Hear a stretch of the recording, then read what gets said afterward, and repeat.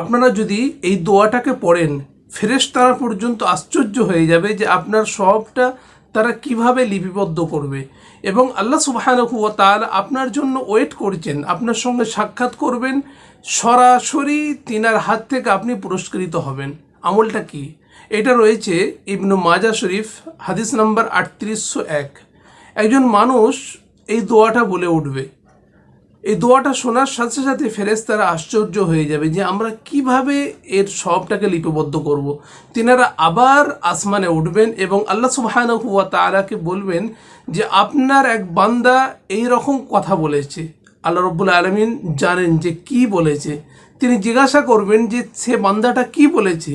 ফেরেশতারা তখন বলবেন আপনার এই বান্দাটা বলছে, ইয়া রব্বি লাকাল হামদ কামা ইয়ানবাগি লিজালালি ওয়াজহিকা ওয়া আযীমি সুলতানিক।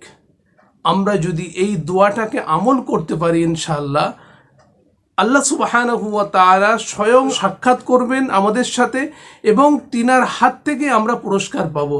একদম ফ্রেশ হাদিস, হাদিসের মধ্যে এই কথাটাই এসেছে। এই দোয়াটার অর্থ হলো, হে আমার প্রভু, তোমার মহিমান্বিত চেহারার এবং তোমার মহান রাজত্বের উপযোগী প্রশংসা তোমার জন্য। আমরা সকলেই সর্বদাই এই দোয়াটা পড়তে থাকবো। ইয়া রব্বি লাকাল হামদ কামা ইয়ানবাগি লিজালালি ওয়াজহিকা ওয়া আযীমি সুলতানিক। আল্লাহ সুবহানাহু ওয়া তাআলা বলছেন সে বান্দার সঙ্গে আমি সরাসরি সাক্ষাৎ করব এবং তার পুরস্কার আমি নিজে দেব। আল্লাহু আকবার, সুবহানাল্লাহ। আমরা সকলেই এই আমলটা করার চেষ্টা করব।